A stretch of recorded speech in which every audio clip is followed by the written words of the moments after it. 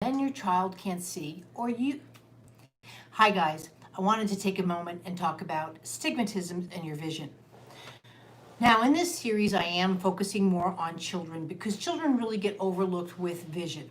They just don't have that conversation of good vision and bad vision. It's not like you have a good day and a bad day, right? When vision's just not working, there's no comparison, right? So I can say this is red, right? But until a child knows that this is pink or not blue or this is purple and this is red, where there's a comparison, that's where our learning comes from. It's just that simple. So when your child has issues with vision, they can't see what they can't see.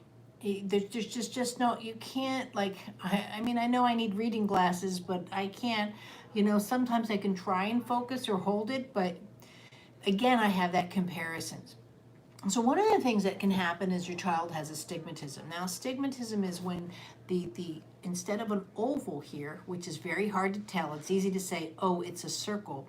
It's an oval and it goes more towards a shape, let's say, of a football. But also what happens is your cornea turns more into of a cone, right? And it throws off your vision. Very similar to having an acuity problem. And but also what that stigmatism can do, it's more muscle-based within the pupil, and it can, I would say, fix an eye in certain positions.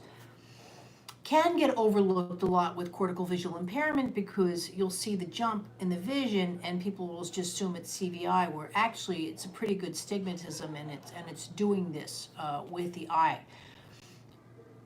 That being said, I want to explain vision and astigmatism because let's say you have a child with CP or Down syndrome, and they're going to reach for something. That coordination as a child is pretty dominant. I said their eyes are watching what their hands are doing. Now, I can sit there and let's say if I have to pick this bottle up, I can look at you and still get this bottle and move it over here and maintain that. That's more of a mature vision, right? Whereas if you ask, again, an 8-month-old to get that bottle and bring it over, you're asking a lot. When you have vision, right? Vision is very fluid. And if you want, watch the slow-mo guys when they talk about that eyes. They proved all my theories.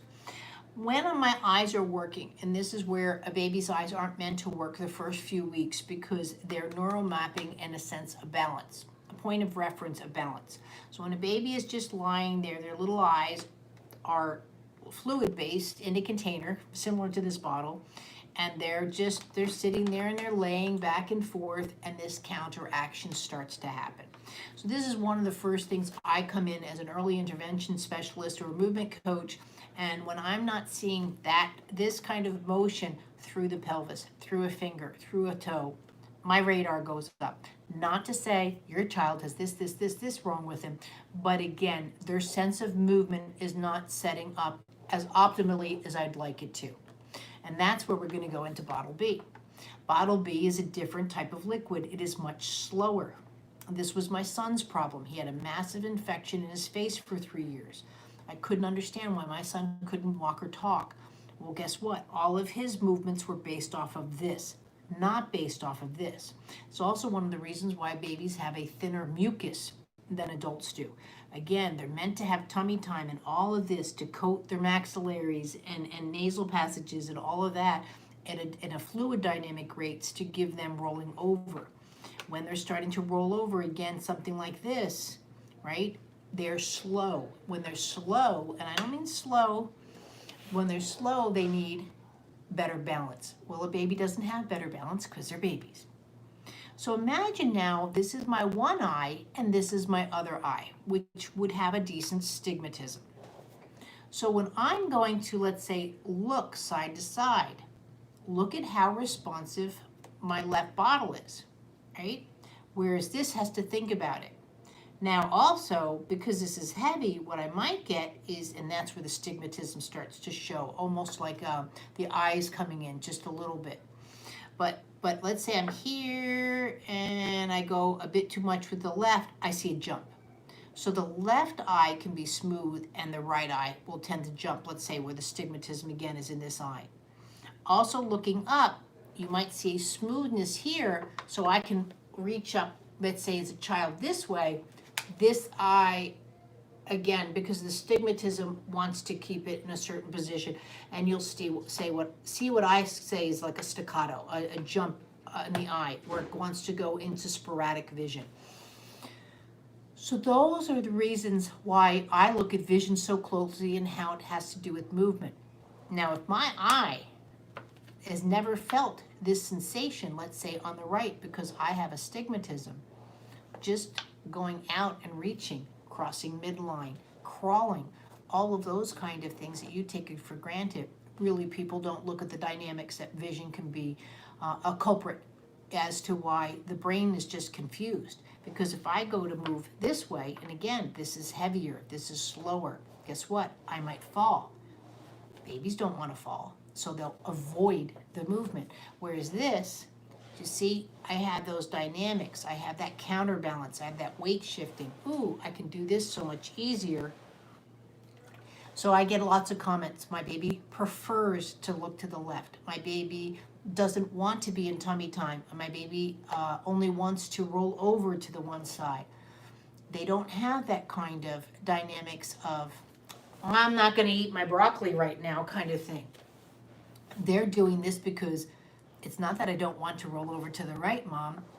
My eye is literally preventing it. So those are the things that I look at, and you see lots of times. I have a wonderful group, Movement Lesson for Parents and Practitioners.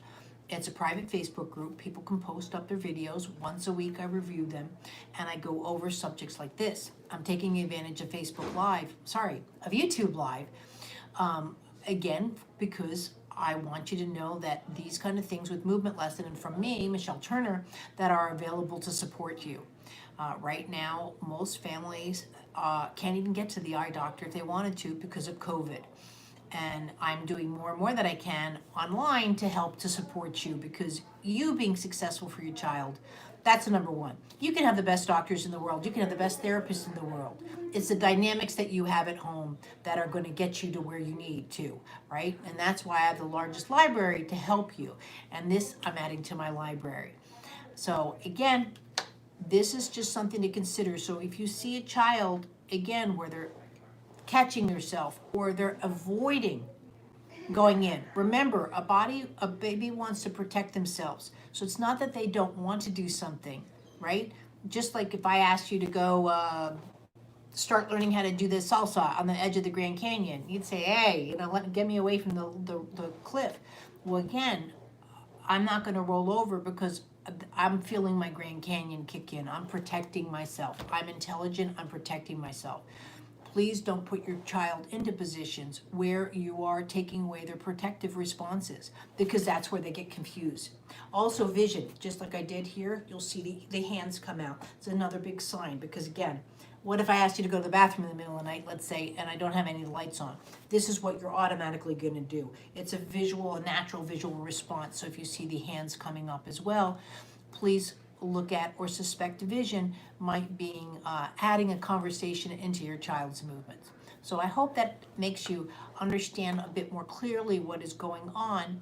Stigmatisms can be at different levels, anything from as small as a 0.5, let's say, all the way up to a 3 or a 4. They can get pretty fierce, that they almost look like a lazy eye, where the eye is coming in like that. Or you'll see I have to work, my right eye can't come out to see, so my left eye has to come over to see. And then coming over here, my left eye can see, and my right eye is not going to look over because it's more fixed, right? It's slower to respond in that sense. I know this is a cute little demonstration, but I hope this helps you understand what could possibly be going on with your child's vision, but also that it affects their movements. Thanks, guys.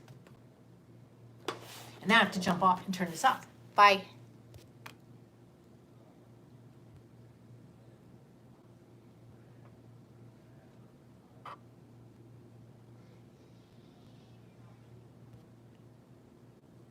I don't think I'm doing this right. I'm going to grab my camera. Sorry, guys.